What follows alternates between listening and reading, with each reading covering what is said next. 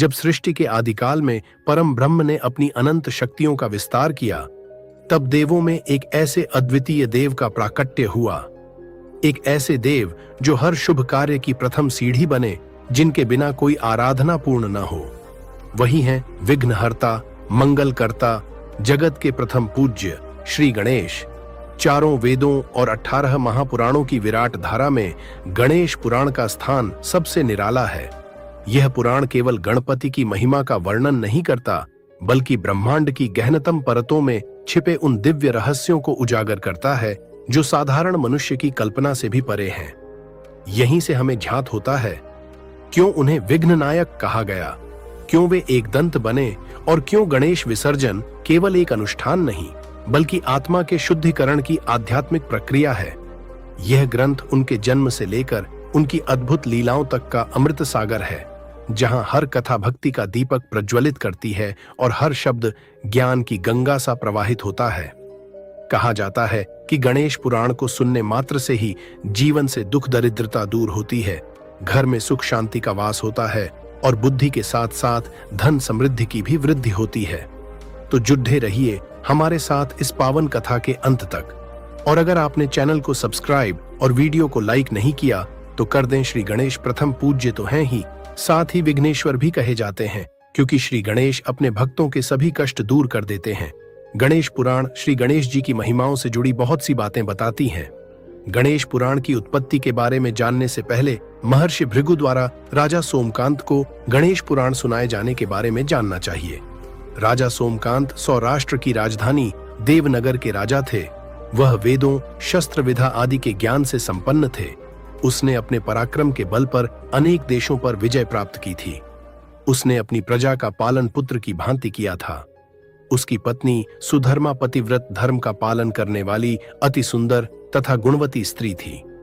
राजा भी पत्नी व्रत धर्म का पालन करने वाला अति उत्तम पुरुष था। जितना उत्तम राजा था, उतना ही उत्तम उसका पुत्र था, जो सभी तरह की विद्याओं में निपुण और प्रजा के भले की सोचने वाला था। राजा का जीवन पूर्ण सुखी और सम्माननीय था, परंतु युवावस्था के अंत में राजा को कुष्ठ रोग हो गया था। बहुत उपचार करवाने पर भी कोई फायदा नहीं हुआ तो राजा निराश हो गया और राजपाट छोड़कर वन में जाने की ठान ली। अपने मंत्रियों से पुत्र को राज्य चलने में मदद करने को कहकर राजा ने शुभ मुहूर्त देखकर पुत्र का राज्य अभिषेक किया और फिर वन के लिए चल पड़ा। सोमकांत के पीछे उसका पुत्र सभी मंत्रीगण और प्रजाजन भी चल दिए, जिन्हें राजा ने राज्य की सीमा पर पहुंचकर समझाकर वापस लौट आया। पुत्र के कहने पर राजा ने 2 सेवक अपने साथ में ले गए। वन में पहुंचकर राजा, उसकी पत्नी और सेवक एक साफ और समतल जगह देखकर विश्राम के लिए रुके, जहां पर उन्हें महर्षि भृगु का पुत्र च्यवन मिला। च्यवन से परिचय के पश्चात च्यवन ने राजा के रोग की बात महर्षि भृगु से जाकर कही। महर्षि के कहने पर च्यवन राजा और उसकी पत्नी और सेवकों को आश्रम ले गया, जहां उन्होंने स्नानादि करके भोजन कर रात्रि विश्राम किया। अगले दिन सुबह उठकर नित्य कर्मों से निवृत्त होकर राजा महर्षि भृगु के सामने उपस्थित हुआ। महर्षि भृगु ने राजा को उसके रोग का कारण उसके पूर्व जन्म के पाप बताए। जब राजा ने पूर्व जन्म के पाप के बारे में जानने की इच्छा जताई तो श्री भृगु ने उन्हें पूर्व जन्म में की गई निर्दोषों की हत्याओं, लूटपाट आदि के बारे में बताया। महर्षि ने उन्हें यह भी बताया कि कैसे जीवन के अंतिम समय में राजा सोमकांत ने भगवान श्री गणेश्वर के खंडहर हो चुके मंदिर का जीर्णोद्धार करवाया, जिसके कारण राजा को पुण्य की प्राप्ति हुई। पूर्व जन्म में मृत्यु के बाद जब राजा को यमदूतों ने यमराज के सामने पेश किया, तब यमराज के ये पूछने पर कि राजा पाप और पुण्य में से किसे पहले भोगना चाहता है, राजा ने पुण्य भोगने की बात कही थी। इसी कारण इस जन्म में अब तक राजा बनकर सोमकांत उसी पुण्य को भोग रहा था, परंतु अब पुण्य का समय खत्म हो गया था और पाप भोगने का समय शुरू हो चुका था। इसलिए सोमकांत कुष्ठ रोग से पीड़ित हो गया था। राजा सोमकांत के रोग से मुक्त होने का उपाय पूछने पर महर्षि ने उन्हें गणेश पुराण सुनने के लिए कहा, परंतु राजा ने तो कभी गणेश पुराण के बारे में कुछ भी नहीं सुना था। इसलिए राजा ने महर्षि भृगु से निवेदन किया कि महर्षि से ज्यादा ज्ञानी और उत्तम कोई दूसरा व्यक्ति नहीं हो सकता जो कि गणेश पुराण सुना सके, अतः स्वयं महर्षि ही राजा को गणेश पुराण सुना दें। महर्षि ने राजा की बात मान ली और राजा पर अभिमंत्रित जल छिड़का। जिससे राजा को एक छींक आई और उसकी नाक से एक काला और अजीब सा दिखने वाला पुरुष बाहर निकला, जो बड़ा होता गया और उसे देखकर सभी डर गए। यह पुरुष पाप था और महर्षि के द्वारा राजा पर डाले गए जल के कारण राजा के शरीर से बाहर आ गया था। महर्षि के कहने पर पाप अपनी भूख शांत करने के लिए निकट स्थित एक आम के पेड़ के पास गया और जैसे ही आम खाने के लिए पेड़ को छुआ तो पूरा पेड़ जलकर भस्म हो गया। इस घटना के बाद पाप गायब हो गया। राजा को अपने रोग में आराम मिल गया था। महर्षि ने आम के पेड़ के वापस पहले जैसा न होने तक गणेश पुराण सुनने की बात कही। राजा के मन में प्रश्न उठा कि आखिर गणेश पुराण की रचना किसने की, और उन्होंने महर्षि से यह पूछा। महर्षि भृगु ने तब राजा को बताना शुरू किया। महर्षि वेदव्यास जी ने जब वेदों में लिखी सभी बातों को 4 अलग अलग वेदों में आसान भाषा में बदल दिया, तब सभी विद्वानों में उनकी बड़ी तारीफ हुई। इस बात से वेदव्यास जी को स्वयं पर गर्व हो गया। उसी गर्व के चलते अब वह पुराणों की रचना करना चाहते थे, इसलिए उन्होंने पुराणों की रचना शुरू की। परंतु अपने अभिमान के चलते उन्होंने भगवान श्री गणेश की आराधना की बिना ही पुराणों की रचना शुरू कर दी। और गणेश जी की आराधना तो हर शुभ कार्य के पहले अनिवार्य रूप से की जानी चाहिए थी, क्योंकि वे तो प्रथम पूज्य हैं। वेदव्यास जी से हुई इस गलती का दंड तो उन्हें मिलना ही था। पुराणों की रचना करते समय वेदव्यास जी बहुत सी महत्वपूर्ण बातों के विषय भूलने लगे और इससे पुराणों की रचना में विघ्न होने लगा। वेदव्यास जी काफी निराश हुए और उन्होंने भगवान ब्रह्मा जी से इसके हेतु मिलना तय किया और वे ब्रह्मा जी के पास पहुंचे। उन्होंने सारी बात ब्रह्मा जी को बताई। तब ब्रह्मा जी ने उन्हें बताया कि भगवान श्री गणेश किसी को भी अभिमानी नहीं रहने देते हैं, वे तो सर्वज्ञ हैं। वेदव्यास जी को अपनी भूल का आभास हो गया था और वे इसका पश्चाताप करने का उपाय जानने के इच्छुक हुए। तब ब्रह्मा जी ने उन्हें भगवान श्री गणेश की पूजा करने के लिए कहा और उन्हें पूर्ण पूजा विधि के बारे में बताया। पूजा विधि जानने के बाद वेदव्यास जी गणेश जी के बारे में और ज्यादा जानने को उत्सुक हुए। तब भगवान ब्रह्मा जी ने उन्हें श्री गणेश जी की महिमाओं के बारे में कई कथाएं कहीं। उन्हीं सब गणपति महिमाओं को जानकर महर्षि वेदव्यास जी ने गणेश पुराण की रचना की थी। मित्रों, गणेश पुराण को अंत तक जरूर देखें ताकि भगवान की कृपा आप पर बरसे। और अगर आपने अभी तक चैनल को सब्सक्राइब और वीडियो को लाइक नहीं किया है तो कर दें, ताकि आप हमारे सनातनी परिवार का हिस्सा बन जाएं। और गणेश पुराण की किताब घर पर मंगाना चाहते हैं तो डिस्क्रिप्शन में लिंक से खरीद सकते हैं। गणेश पुराण को घर में रखना बेहद शुभ और लाभकारी माना जाता है। गणेश पुराण का महत्व किसी भी पूजा अर्चना या शुभ कार्य को संपन्न कराने से पूर्व गणेश जी की आराधना की जाती है। यह गणेश पुराण अति पूजनीय है। इसके पठन पाठन से सब कार्य सफल हो जाते हैं। इस खंड में ऐसी कथाएं सूत जी ने सुनाई हैं जिससे हमेशा सब जगह मंगल ही होगा।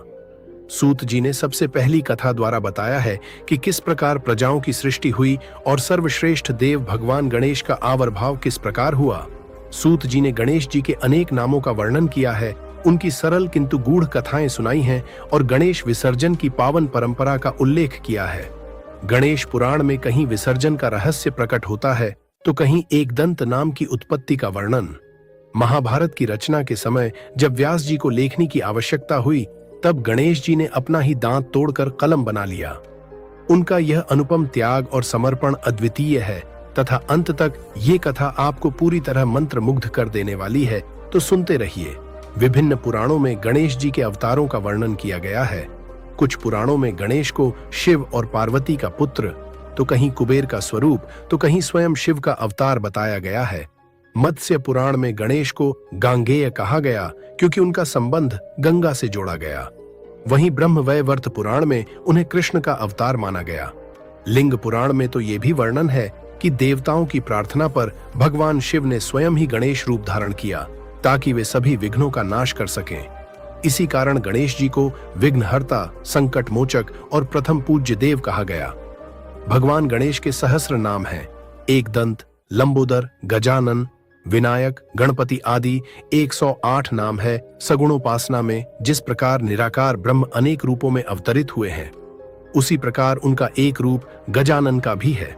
गणपति गणेश के रूप में वे पार्वती एवं शिव पुत्र हैं। समस्त देवों द्वारा उन्हें अग्रगण्य पद पर प्रतिष्ठित किया गया है। वेदों, पुराणों, उपनिषदों एवं समस्त ग्रंथों में गणेश की महिमा वर्णित की गई है। हमारे सनातन हिंदू धर्म के समस्त कार्यों के आरंभ में श्री गणेश जी के स्मरण, नमनस्तवन और पूजन आदि का विधान है। इसलिए किसी भी कार्य का शुभारंभ श्री गणेश के नामोच्चार से किया जाता है। यही नहीं, कार्य के आरंभ के लिए लोक में श्री गणेश यह पर्याय हो चुका है। यह उक्ति गणेश की अग्र पूजा का प्रबल परिचायक है। गणपत्यर्थ व शीर्षोपनिषद के अनुसार तो गणेश को ही सर्वदेवमय वर्णित करते हुए कहा गया है, आप ही ब्रह्मा, विष्णु, शिव, इंद्र, अग्नि, वायु, सूर्य, चंद्र हो।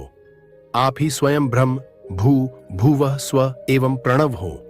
वास्तव में श्री गणेश, ब्रह्मा, विष्णु, शिव इत्यादि देवों में कोई भेद नहीं है। सृष्टि के आरंभ में आसुरी शक्तियों द्वारा जो विघ्न बाधाएं उत्पन्न की जाती है, उनके निवारण के लिए स्वयं गणपति रूप बनाकर ब्रह्मा जी के सृष्टि कार्य में सहायक होते हैं। ऋग्वेद एवं यजुर्वेद में जो गणानान्त्या इत्यादि मंत्रों में गणपति का सुस्पष्ट उल्लेख है, वहीं ब्रह्मा, विष्णु आदि गणों के अधिपति गणनायक ही परमात्मा कहे गए हैं। आइए अब हम जानते हैं कि भगवान गणेश कैसे बने प्रथम पूज्य। इसके पीछे दो कथाएं जुड़ी हुई हैं। पहली कथा में बताया गया है कि इन्हें यह वरदान इनके माता पिता भगवान शिव और पार्वती से प्राप्त हुआ। उन्होंने अपने मातृपत्र भक्ति और सेवा में उन्हें ही अपना सर्वस्व मानकर परिक्रमा की ऐसी भक्ति और सेवा देखकर उन्हें प्रथम पूज्य होने का वरदान दिया गया। ब्रह्मा जी जब देवताओं में कौन प्रथम पूज्य हो इसका निर्णय करने लगे, तब यह तय किया गया कि जो पृथ्वी परिक्रमा सबसे पहले करके आएगा वही सबसे पहले पूज्य माना जाएगा। गणेश जी का छोटा सा मूषक कैसे सबसे आगे दौड़े, पर वे थे बुद्धि के महान देवता। उन्होंने युक्ति निकाली और अपने पिता और माता भगवान शंकर और पार्वती जी की परिक्रमा करने लगे। उनके लिए उनके माता पिता ही सब कुछ थे। उन्होंने 7 परिक्रमा कर ली। शिवजी का हृदय यह देखकर गदगद हो गया और आकाश से पुष्पों की वर्षा होने लगी। जाहिर है भगवान गणेश शेष देवताओं से सबसे पहले पहुंचे। उनका यह बुद्ध कौतुक देखकर भगवान ब्रह्मा ने उन्हें प्रथम पूज्य बनाया। शिव पुराण में कहा गया है, जो पुत्र माता पिता की पूजा कर उनकी परिक्रमा करता है उसे पृथ्वी परिक्रमा के समतुल्य फल प्राप्त होता है। जो माता पिता को घर पर छोड़कर तीर्थ यात्रा पर निकलता है वह ऐसा गंभीर पाप अर्जित करता है जिसे माता पिता वध के समान माना गया है, क्योंकि पुत्र के लिए माता पिता के चरण सरोज ही महान तीर्थ हैं। अन्य तीर्थ तो दूर जाकर उपलब्ध होते हैं, पर धर्म साधन रूप यह तीर्थ तो सदैव पास में ही सुलभ है।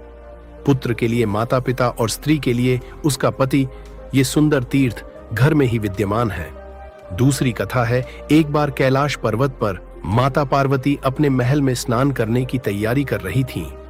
चारों ओर देवदारू के पेड़ों से लहराती ठंडी हवाएं, हिमालय की पवित्र शांति और महल के भीतर दिव्य सुगंध का वातावरण था। माता ने सोचा, स्नान करते समय कोई भीतर ना आ पाए। शिवजी कभी भी आ जाते हैं और उनकी नटखटता का अंत नहीं। आज मैं चाहती हूं कि मेरे स्नान की गोपनीयता बनी रहे। यही सोचकर उन्होंने अपने शरीर पर स्नान से पहले लगाया जाने वाला उपटन रगड़ा। वह उपटन हल्दी, चंदन और कई दिव्य सुगंधित औषधियों से बना था। जब उन्होंने अपने शरीर से उस उपटन को उतारा तो माता पार्वती ने उसे अपनी हथेलियों में इकट्ठा किया और उसमें अपनी सांस और शक्ति फूंक दी। क्षण भर में उस उपटन से एक सुंदर तेजस्वी बालक प्रकट हुआ। उसकी बड़ी बड़ी आंखें, स्नेहिल चेहरा और अंग अंग से चमकता हुआ दिव्य आभा निकल रही थी। माता पार्वती ने प्रसन्न होकर कहा, वत्स, तू मेरा पुत्र है। आज से तू मेरा द्वारपाल होगा। जब तक मैं स्नान करूं कोई भी भीतर न आए, चाहे वह कोई भी क्यों न हो। बालक ने विनम्र होकर माता के चरण छुए और अपने कर्तव्य पर डट गया। उधर भगवान शिव अपने भ्रमण से अचानक महल की ओर लौटे। जैसे ही वे द्वार पर पहुंचे उन्होंने देखा कि एक अपरिचित बालक मार्ग रोककर खड़ा है।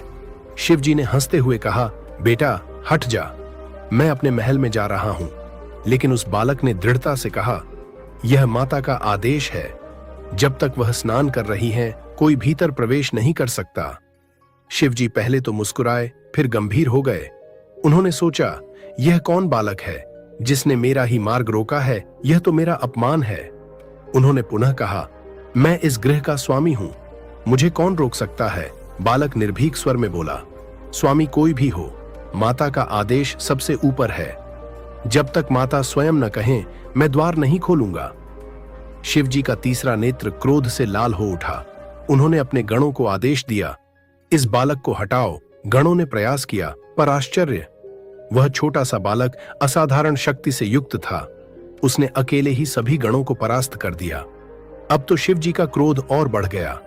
उन्होंने त्रिशूल उठाया और प्रचंड स्वर में गरजे। देखते ही देखते एक ही वार में उस बालक का सिर उसके धड़ से अलग हो गया। बालक वहीं भूमि पर निढाल होकर गिर पड़ा। जब माता पार्वती बाहर आईं और अपने प्रिय पुत्र का निर्जीव शरीर देखा तो उनका हृदय चीत्कार कर उठा। वे विलाप करने लगीं, हे महादेव, यह आपने क्या किया? यह मेरा पुत्र था, मेरे प्राणों से भी बढ़कर। आपने उसका जीवन छीन लिया। माता का रोदन इतना प्रचंड था कि तीनों लोग कांप उठे। उनका क्रोध और शोक मिलकर ऐसा रूप लेने लगे कि देवताओं तक को भय हो गया। पार्वती ने प्रतिज्ञा की, यदि मेरे पुत्र को जीवन न मिला तो मैं अपनी शक्ति से पूरे ब्रह्मांड का विनाश कर दूंगी। देवता, आर्षि और स्वयं ब्रह्मा विष्णु भी चिंतित हो उठे। सबने भगवान शिव से विनती की कि पार्वती को शांत करें और उस बालक को पुनर्जीवित करें।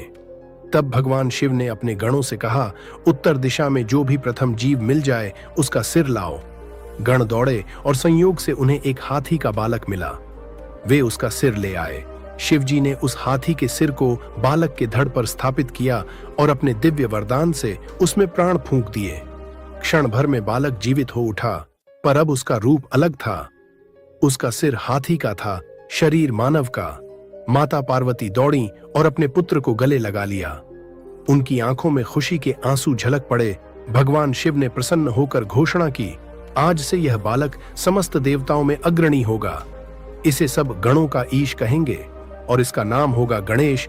जो भी कार्य प्रारंभ करने से पहले गणेश जी की पूजा करेगा उसका कार्य बिना विघ्न के पूर्ण होगा। देवताओं ने पुष्प वृष्टि की। चारों दिशाओं में मंगल ध्वनि गूंज उठी और संपूर्ण ब्रह्मांड ने नए देवता विघ्नहर्ता गणेश का स्वागत किया। आइए अब सुनते हैं भगवान गणेश से जुड़ी वो दिव्य कथा जिसे सुनकर हृदय आनंद और भक्ति से सराबोर हो जाएगा। कहते हैं कि जब महर्षि वेदव्यास जी ने महाभारत जैसे महान ग्रंथ की रचना करनी चाहिए तो उन्हें एक ऐसे लेखक की आवश्यकता हुई जो बुद्धिमान भी हो और स्मरण शक्ति से परिपूर्ण भी। उन्होंने भगवान श्री गणेश को आमंत्रित किया और निवेदन किया, हे विघ्नहर्ता, आप ही इस महाग्रंथ को लिपिबद्ध करें।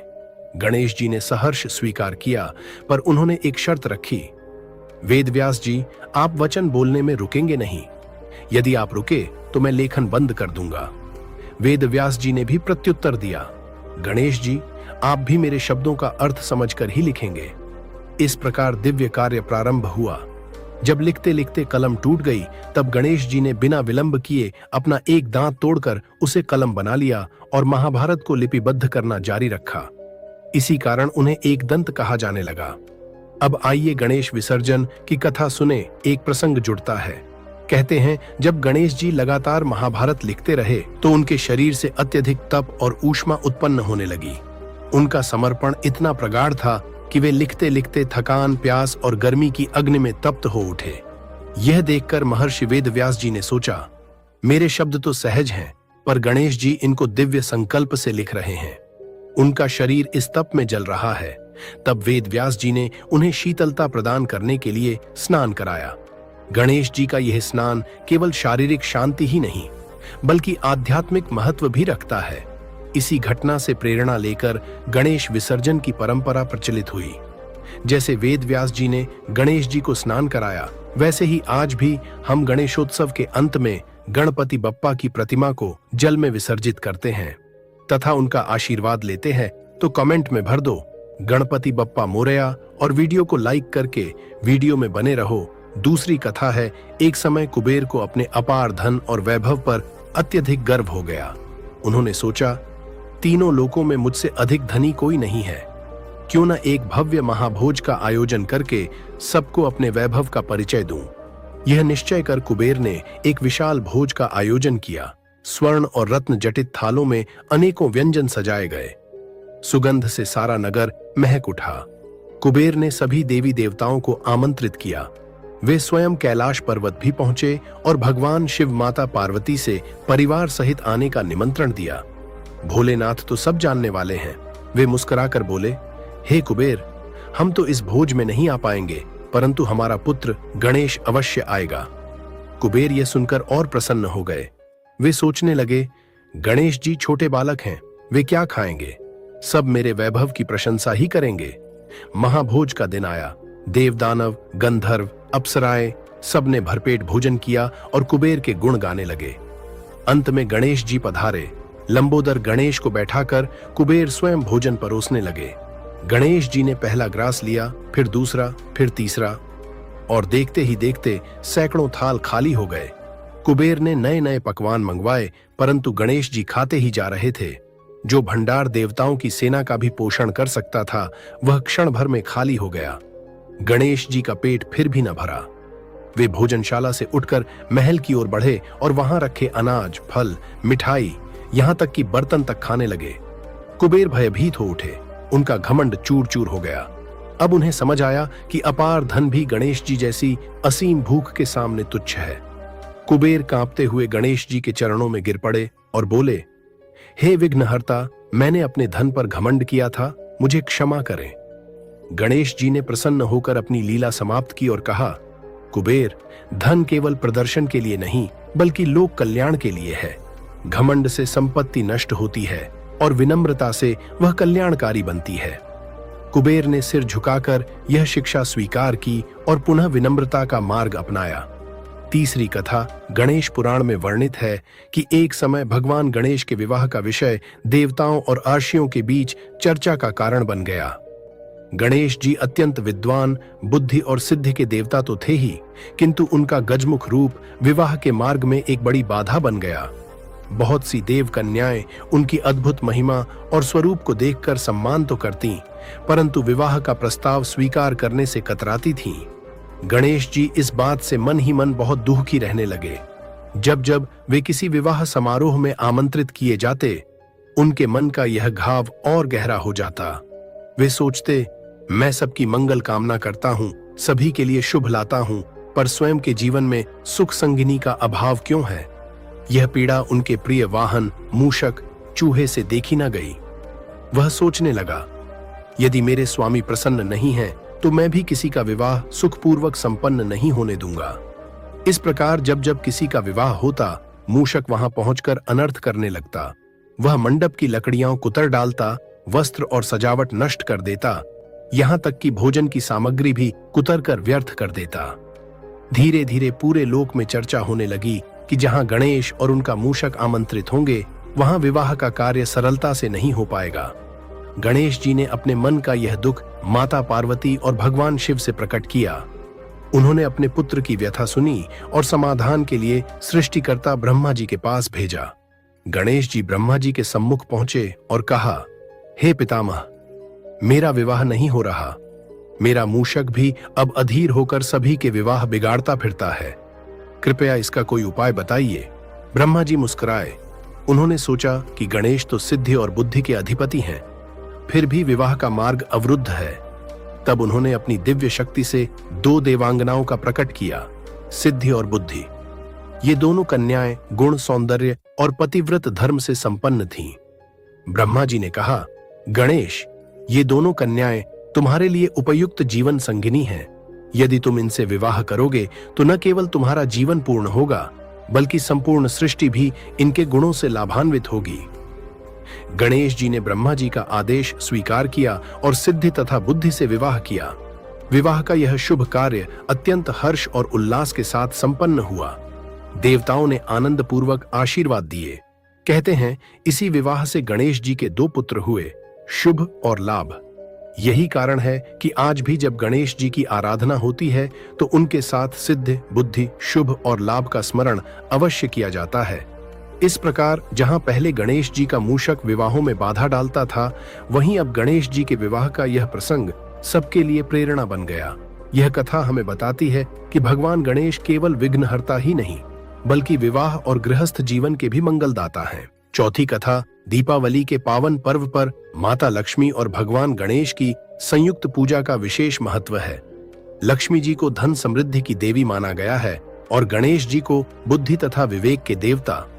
मान्यता है कि केवल धन प्राप्त कर लेने से जीवन सुखमय नहीं होता, उसके सही प्रयोग हेतु बुद्धि का होना उतना ही आवश्यक है। इसी कारण दीपावली की रात्रि में लक्ष्मी जी और गणेश जी की एक साथ आराधना की परंपरा प्रचलित हुई। लक्ष्मी गणेश पूजन के पीछे की कथा कहते हैं, प्राचीन समय में एक वैरागी साधु धन और सम्मान की तीव्र आकांक्षा रखता था। उसने दिन रात माता लक्ष्मी की कठोर साधना आरंभ कर दी। साधना से प्रसन्न होकर लक्ष्मी जी ने उसे अपार धन, पद और सम्मान प्रदान किया। धीरे धीरे वह साधु इतना प्रभावशाली बन गया कि राजा तक उसका आदर करने लगे। परंतु धन और सम्मान मिलने के बाद साधु के भीतर घमंड भर गया।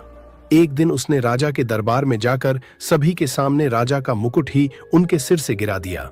दरबार में हंगामा मच गया, लेकिन संयोग से उसी मुकुट से एक विषधर नाग निकल भागा। दरबारियों ने इसे साधु का चमत्कार माना और राजा ने उसे मंत्री पद देकर राजमहल में स्थान दे दिया। अब तो साधु को लोग ईश्वर तुल्य मानने लगे और उसका अहंकार चरम पर पहुंच गया। अहंकार में अंधा होकर साधु ने एक दिन राजमहल से गणेश जी की एक मूर्ति हटवा दी और कहा, इससे महल की शोभा बिगड़ती है। यह सुनकर गणेश जी अप्रसन्न हुए। उन्होंने साधु की बुद्धि भ्रमित कर दी। अब साधु जो भी कार्य करता वह उल्टा पड़ने लगा। उसकी मूर्खता और गलत निर्णयों से राज्य में अव्यवस्था फैल गई।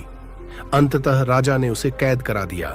जेल में बंद साधु ने पुनः लक्ष्मी जी की आराधना शुरू की। माता लक्ष्मी उसके सामने प्रकट हुई और बोली, तुम्हें धन तो मिल गया, पर बुद्धि के देवता गणेश का अपमान करके तुमने स्वयं अपना पतन कर लिया। धन के साथ बुद्धि का होना उतना ही आवश्यक है। अब यदि तुम सचमुच उन्नति चाहते हो तो गणेश जी की आराधना करो। साधु ने पश्चाताप किया और पूरे मन से गणेश जी की पूजा शुरू की। गणेश जी प्रसन्न होकर उसे क्षमा कर दिया और उसकी बुद्धि लौटा दी। उसी रात राजा को भी स्वप्न में गणेश जी ने दर्शन देकर कहा, इस साधु को मुक्त कर दो। अगले दिन साधु फिर से सम्मानित हुआ, लेकिन अब वह विनम्र और बुद्धिमान बन चुका था। श्री गणेश की प्रतिमा के दाईं या बाईं सूंड का क्या है रहस्य? गणपति की मूर्ति का प्रत्येक स्वरूप और प्रत्येक अंग गहन आध्यात्मिक रहस्यों को अपने भीतर समेटे हुए है। शास्त्रों में यह केवल भक्ति का विषय नहीं, बल्कि ज्ञान और जीवन दर्शन का पाठ भी है। मूर्ति की सूंड की दिशा हो या उनके अंगों का स्वरूप, हर एक में गहरी शिक्षा छिपी हुई है। सबसे पहले सूंड की दिशा का महत्व समझा जाता है। यदि गणपति की सूंड दाहिनी ओर मुड़ी हो तो ऐसी मूर्ति को दक्षिणाभिमुखी या दाई सूंड वाला गणपति कहा जाता है। दक्षिण दिशा यमलोक से और दाहिनी नाड़ी सूर्य नाड़ी या पिंगला से जुड़ी मानी जाती है। यह ऊर्जा, तेजस्विता और सक्रियता का प्रतीक है। इसलिए दाई सूंड वाले गणपति को जागृत स्वरूप कहा गया है। पूजा सामान्य नहीं होती, बल्कि विशेष कर्मकांड और शास्त्रीय नियमों के पालन के साथ की जाती है। इस स्वरूप की स्थापना और पूजा करते समय पूर्ण शुद्धता, विधि विधान और आचार का पालन अनिवार्य होता है। दूसरी ओर यदि गणपति की सूंड बाईं ओर मुड़ी हो तो उसे वाममुखी गणपति कहा जाता है। बाईं दिशा चंद्र नाड़ी, शांति, संतुलन और आध्यात्मिकता का प्रतीक है। इसीलिए वाममुखी गणपति को सौम्य, करुणामय और गृहस्थ जीवन के लिए विशेष रूप से शुभ माना जाता है। इस स्वरूप की पूजा सरल विधि से की जा सकती है। यह शीघ्र प्रसन्न होते हैं और भक्त की छोटी छोटी भक्ति को स्वीकार कर लेते हैं। यही कारण है कि अधिकतर घरों में वाममुखी गणपति की ही स्थापना की जाती है। अब यदि गणेश जी के अंगों पर दृष्टि डालें तो उनमें जीवन के गहरे संदेश छिपे हैं। गणेश जी का बड़ा मस्तक यह सिखाता है कि हमें अपनी सोच और दृष्टि को बड़ा रखना चाहिए। बड़े मस्तक का अर्थ है गहन ज्ञान और नेतृत्व क्षमता। छोटी आंखें यह शिक्षा देती हैं कि हर कार्य में गहराई से देखना, सूक्ष्मता से निरीक्षण करना और सोच समझकर निर्णय लेना आवश्यक है। सूप जैसे बड़े कान यह संकेत हैं कि व्यक्ति को सबकी बात सुननी चाहिए, लेकिन केवल वही स्वीकार करनी चाहिए जो हितकारी हो। जैसे सूप अच्छा अनाज अलग कर लेता है और भूसी बाहर कर देता है, वैसे ही हमें भी अच्छी बुरी बातों में भेद कर लेना चाहिए। गणपति की सूंड निरंतर गति और सक्रियता का प्रतीक है। यह हमें सिखाती है कि जीवन में हमेशा सक्रिय रहना चाहिए, क्योंकि निष्क्रियता दुख और अभाव लाती है। सूंड की दिशा का महत्व भी खास है।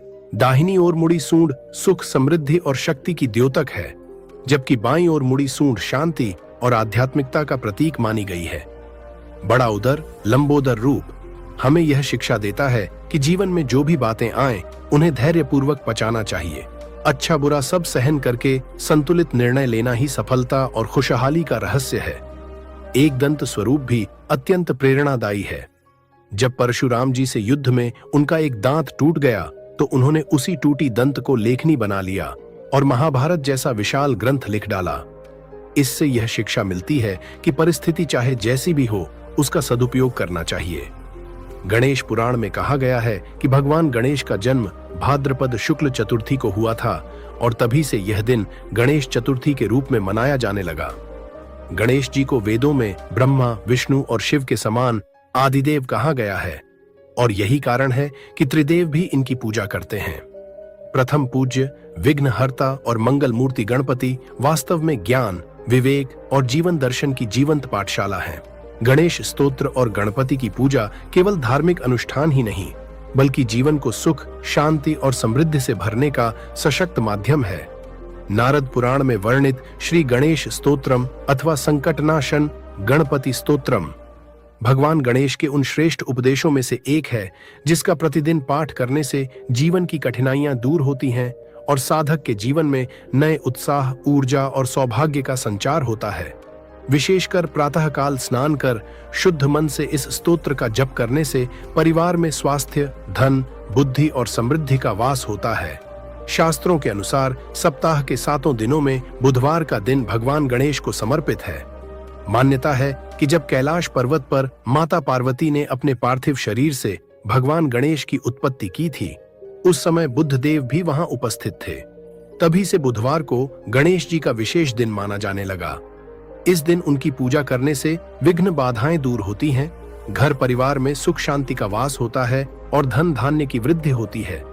इतना ही नहीं, बुध ग्रह ज्योतिष में बुद्धि, विवेक और वाणी का कारक माना गया है और गणेश जी की पूजा करने से यदि किसी व्यक्ति की कुंडली में बुध ग्रह अशुभ प्रभाव दे रहा हो तो वह भी संतुलित हो जाता है।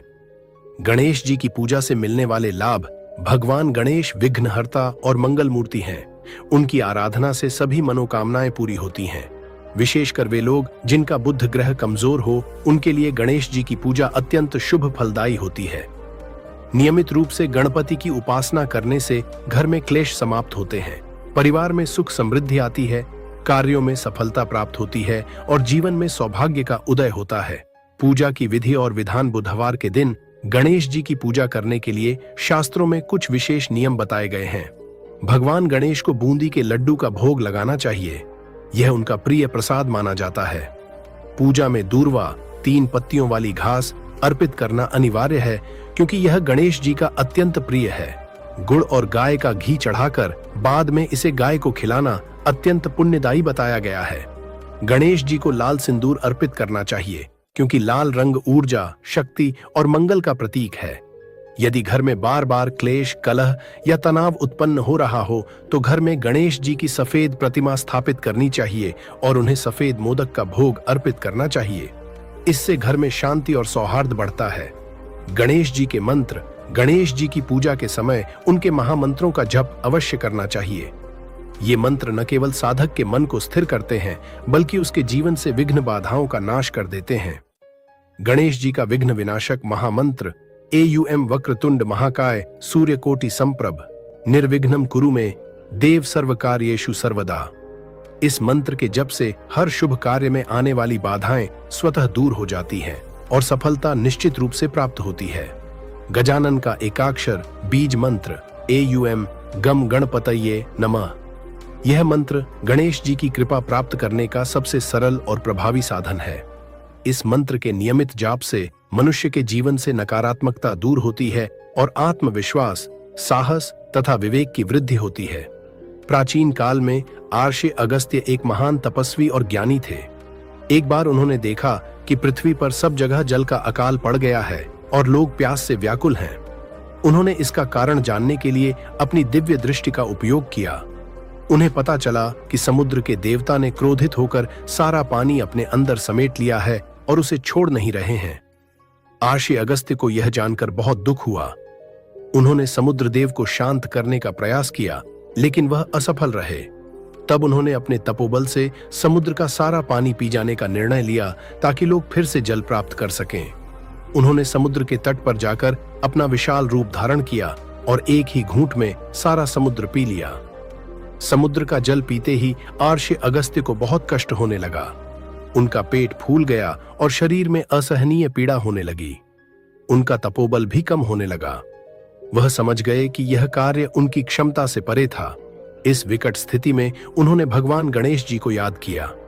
उन्होंने अपनी आंखें बंद की और पूरी श्रद्धा के साथ एयूएम गम गणपतये नमः मंत्र का जाप करना शुरू कर दिया। जैसे ही उन्होंने मंत्र का जाप किया, एक चमत्कारी घटना घटी। उनके पेट से सारी पीड़ा दूर हो गई और उनका शरीर सामान्य हो गया। जल का सारा भार उनके शरीर से हटकर वापस पृथ्वी पर आ गया।